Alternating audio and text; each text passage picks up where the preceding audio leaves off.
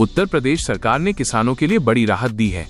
राज्य में किसान पेंशन योजना के तहत पात्र किसानों के खातों में इस महीने की पेंशन ट्रांसफर कर दी गई है।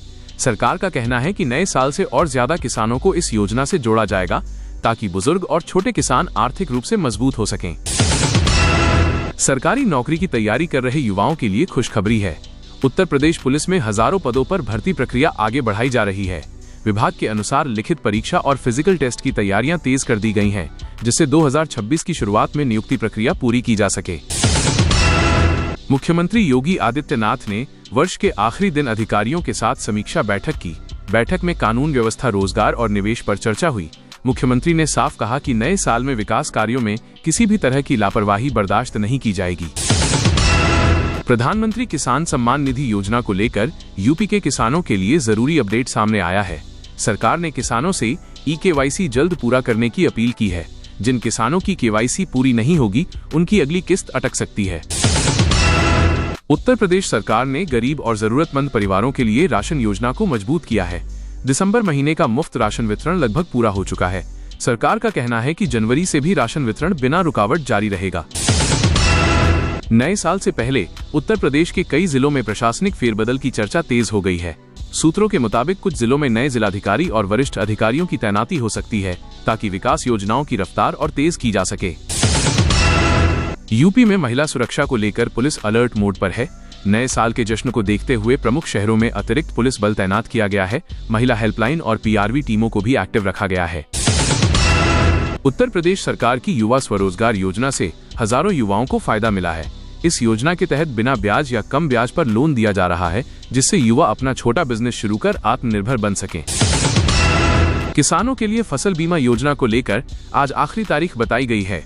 कृषि विभाग ने कहा है कि जो किसान अभी तक बीमा नहीं करा पाए हैं, वे तुरंत आवेदन करें ताकि प्राकृतिक आपदा की स्थिति में नुकसान की भरपाई हो सके। उत्तर प्रदेश पर्यटन विभाग के लिए साल 2025 काफी खास रहा है। इस साल रिकॉर्ड संख्या में पर्यटक यूपी पहुंचे। अयोध्या, काशी और मथुरा जैसे धार्मिक स्थलों पर श्रद्धालुओं की संख्या में जबरदस्त बढ़ोतरी दर्ज की गई। यूपी सरकार ने वृद्धावस्था पेंशन योजना के लाभार्थियों की संख्या बढ़ाई है। हजारों नए बुजुर्गों को इस योजना में शामिल किया गया है, जिससे उन्हें हर महीने आर्थिक सहायता मिल सके और जीवन यापन आसान हो। नए साल से पहले बिजली विभाग ने उपभोक्ताओं को बड़ी राहत दी है। लंबित शिकायतों के निस्तारण के लिए विशेष अभियान चलाया गया, जिसमें ट्रांसफार्मर, मीटर और बिल से जुड़ी समस्याओं का समाधान किया गया।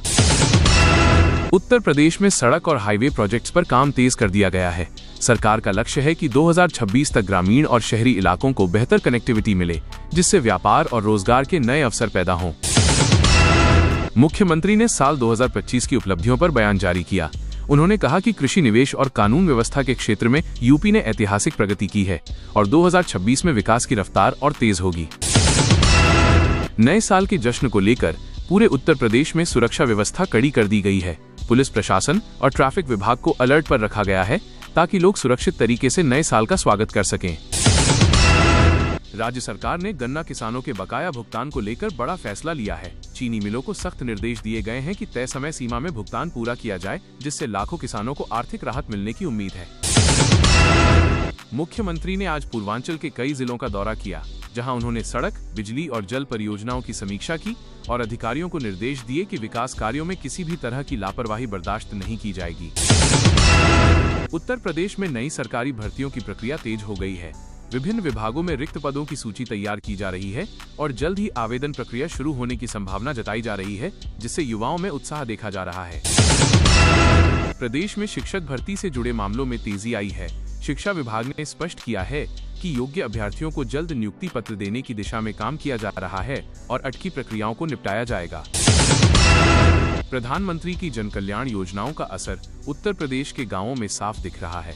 आवास, शौचालय और गैस कनेक्शन जैसी सुविधाओं से ग्रामीण जीवन में बड़ा बदलाव आया है। राज्य सरकार ने युवाओं के लिए नए स्किल डेवलपमेंट सेंटर खोलने की घोषणा की है, जहां तकनीकी और रोजगार से जुड़ी ट्रेनिंग दी जाएगी ताकि युवा आत्मनिर्भर बन सकें। मुख्यमंत्री ने सरकारी अस्पतालों में सुविधाएं बेहतर करने के निर्देश दिए हैं। डॉक्टरों की उपलब्धता, दवाइयों और साफ सफाई पर खास ध्यान देने को कहा गया है। प्रदेश में छोटे और सीमांत किसानों के लिए नई सहायता योजना पर काम चल रहा है, जिसके तहत बीज, खाद और सिंचाई से जुड़ी सुविधाएं आसान की जाएंगी। उत्तर प्रदेश पुलिस भर्ती को लेकर युवाओं में काफी उत्साह है। विभागीय सूत्रों के अनुसार प्रक्रिया को पारदर्शी और समयबद्ध तरीके से पूरा करने की तैयारी की जा रही है। राज्य सरकार की महिला सशक्तिकरण योजनाओं से महिलाओं को स्वरोजगार के नए अवसर मिल रहे हैं। स्वयं सहायता समूहों के जरिए महिलाएं आर्थिक रूप से मजबूत हो रही हैं।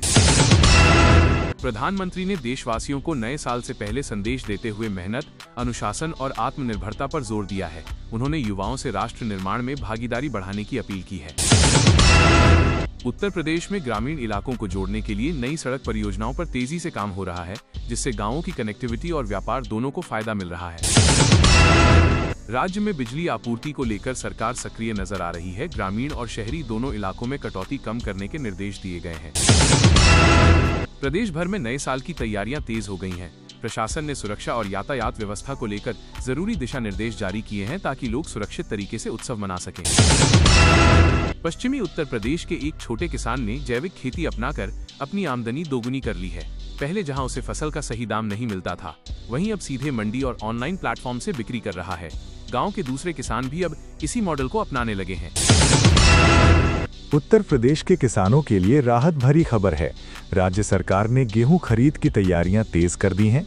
मंडियों में सुविधाएं बढ़ाई जा रही हैं ताकि किसानों को फसल बेचने में कोई परेशानी ना हो। सरकार ने समय पर भुगतान का भी भरोसा दिलाया है। बुंदेलखंड के एक छोटे किसान ने जैविक खेती अपनाकर मिसाल कायम की है। कम लागत में अधिक मुनाफा कमाने वाले इस किसान को जिला प्रशासन ने सम्मानित किया है।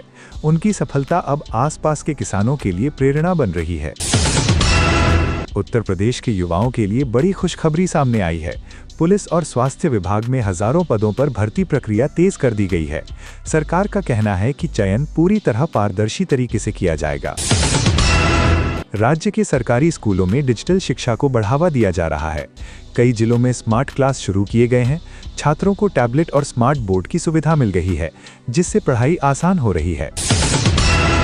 मुख्यमंत्री योगी आदित्यनाथ ने कानून व्यवस्था को लेकर अधिकारियों के साथ समीक्षा बैठक की है। उन्होंने कहा कि अपराधियों के खिलाफ जीरो टॉलरेंस की नीति जारी रहेगी। आम जनता की सुरक्षा सरकार की सबसे बड़ी प्राथमिकता है।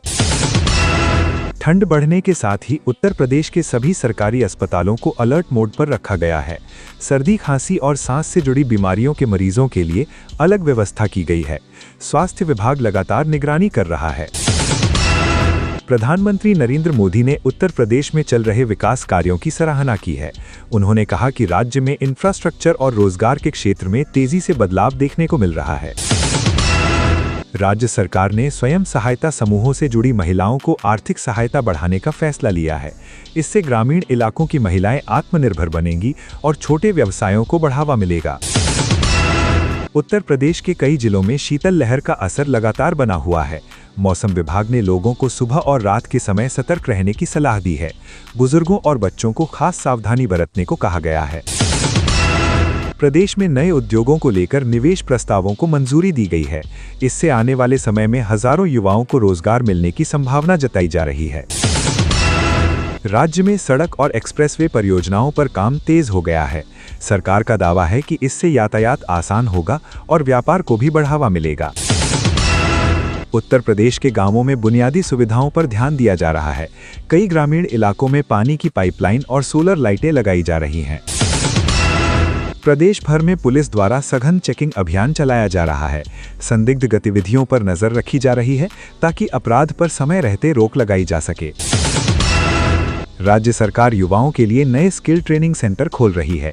इसका मकसद युवाओं को रोजगार के लिए तैयार करना और उन्हें आत्मनिर्भर बनाना है। उत्तर प्रदेश के शहरों में स्मार्ट सिटी परियोजनाओं पर तेजी से काम हो रहा है। साफ सफाई, ट्रैफिक और सुरक्षा व्यवस्था को बेहतर बनाने के लिए नई योजनाएं लागू की जा रही हैं। दोस्तों, अगर आप चाहते हैं कि आपको हर दिन सबसे पहले उत्तर प्रदेश की बड़ी खबरें मिलें, तो अभी वीडियो को लाइक करें और चैनल को सब्सक्राइब जरूर करें।